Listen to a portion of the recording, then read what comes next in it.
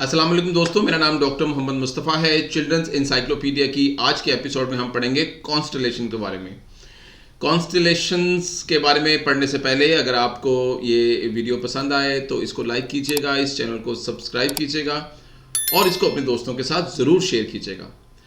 Constellation के बारे में जानना है और तो हमें सोचना पड़ेगा कि हमें इसकी ज़रूरत सामने कैसे आई। कॉन्स्टलेशन कहते हैं आसमान के ऊपर मौजूद मुख्तलिफ हिस्सों के अलग अलग नाम जो हमने रखे हैं उनको बोलते हैं कॉन्स्टलेशंस।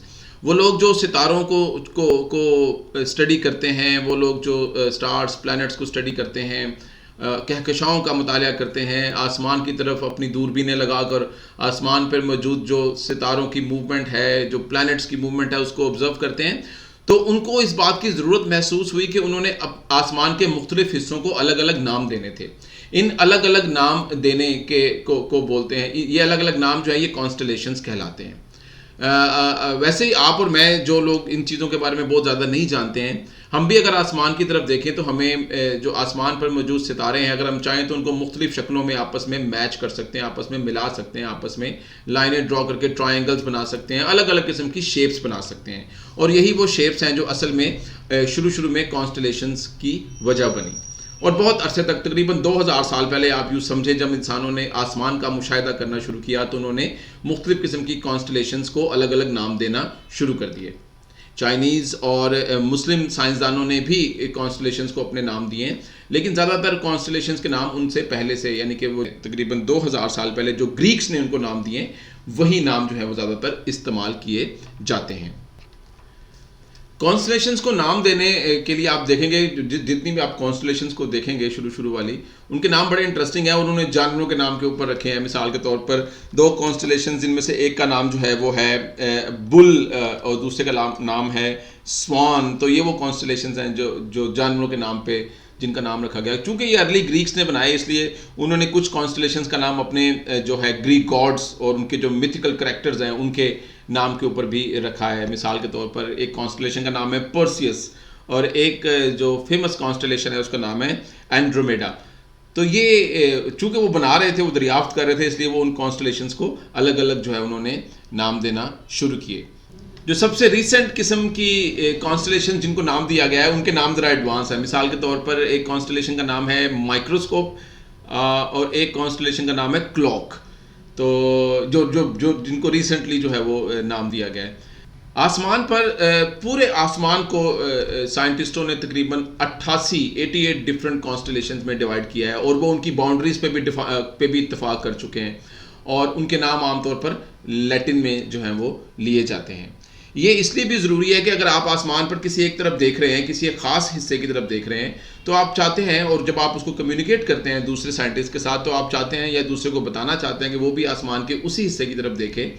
तो ऐसी सूरत में आसमान के उस हिस्से को एक अलग नाम देना ज़रूरी है। इसलिए कॉन्स्टलेशंस का इस्तेमाल किया जाता है सितारों की पोजीशंस बताने के लिए, उनका एक दूसरे से फासला बताने के लिए, या किसी साइंसदान ने किसी प्लैनेट को किस आसमान पर किस जगह के ऊपर स्पॉट किया या देखा। आसमान के ऊपर आप जब देखेंगे तो आप कौन सी कॉन्स्टलेशन को देख पाएंगे, इस बात का इन्हिसार इस बात के ऊपर है कि आप किस मौसम में इसको देख रहे हैं और आप ज़मीन के ऊपर कहाँ मौजूद हैं।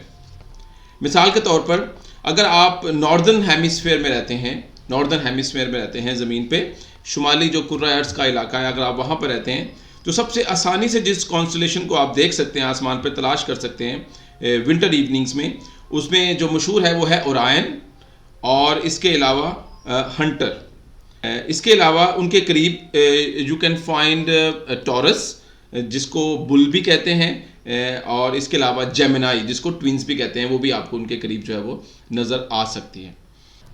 समर्स में जो बहुत ब्राइट 3 सितारे जो हैं जो कॉन्स्टलेशन बनाते हैं, उनमें एक है ईगल, दूसरी है स्वान और तीसरी है लायर।